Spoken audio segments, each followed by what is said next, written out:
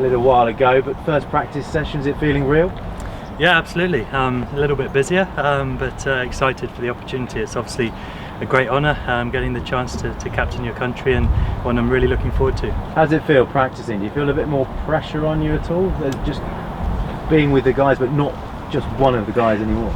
Not really, to be honest. I think there's a few more things going on in your head, and you're thinking about a few things and maybe talking to a few more people, but in and around practice, trying to be very much the same. I think it's really important I take really good care of my own game, and I want to try and be a captain who leads from the front in that sense, so it's really vital that I make sure my own practice and preparation is really good, and we've been a really settled side for quite a while now, so it feels quite seamless, to be honest, at the minute. Yeah, I was going to say, it's different, isn't it, when you take over a successful side, to put your stamp on it necessarily, because how much do you want to change?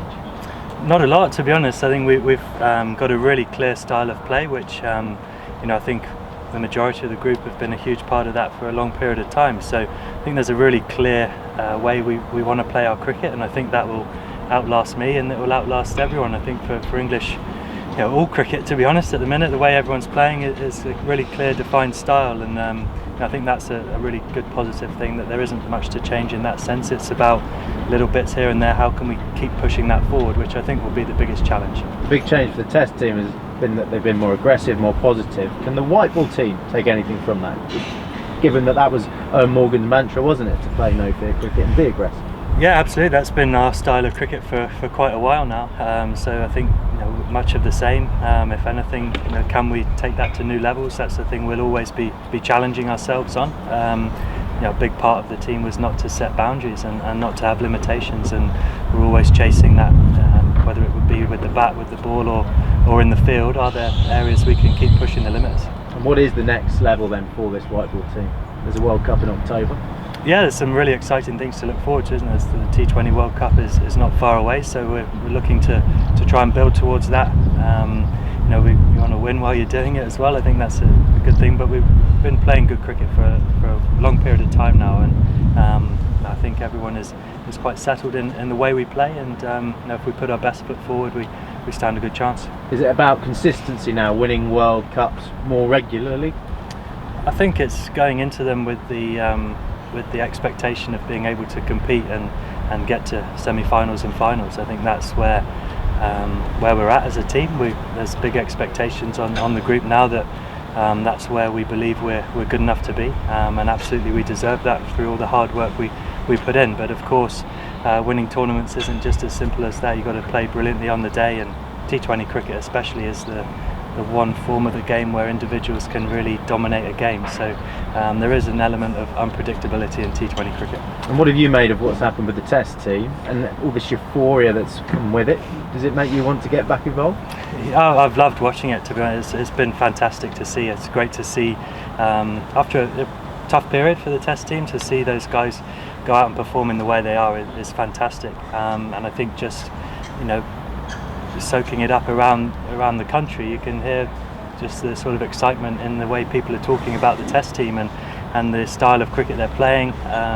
We've seen sellouts on the last days of the Tests, brilliant games going all 5 days. It's really Test cricket at its best, and I think for players especially, and I think for the sporting public in our country are really loving that. Does it make you want to get back involved with the Test team? It's not a question that needs to be answered at the minute for me. I think I'm very focused on this. There's not many spaces available in that team, is there? So they're playing brilliantly well, and it's great to watch. Being made captain of this team in T20s and ODIs needs a full focus and a lot of energy, so that's where all my focus is at the minute. Yeah, and with the schedule as well, there's a lot of overlap. But would it be possible, hypothetically, do you think? I don't know. Until that was posed as a question, I don't know. Okay, I'm not posing the question that you want to hear, obviously. In terms of this series then, how do you approach it with the World Cup in October? Is it a chance for players to put their hands up?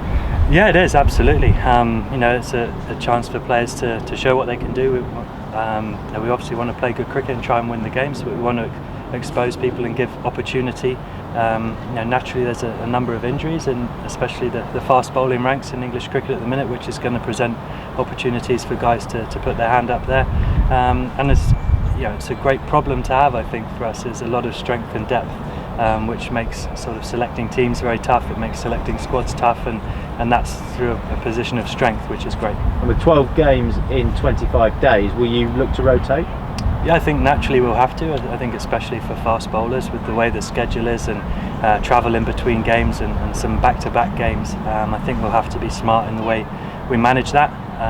We've got to look after our players, and at the same time that will present opportunities, and we want people to be able to have those opportunities when they're in the best sort of physical and mental state as well, not being tired or etc. because of the tough schedule. And without Owen Morgan in that top order now, how will the new top order look? Have you decided yet? No, not exactly, but obviously there's an opportunity there for guys who've already been existing in the squad to potentially take that role, or someone else coming in. So it's, like I said just now, it's a great problem to have, that there's so much strength and depth, not only in the guys that are here in the squad, and also on the outside, pushing from underneath as well, which we know over the past few years as that healthy competition has developed the standards.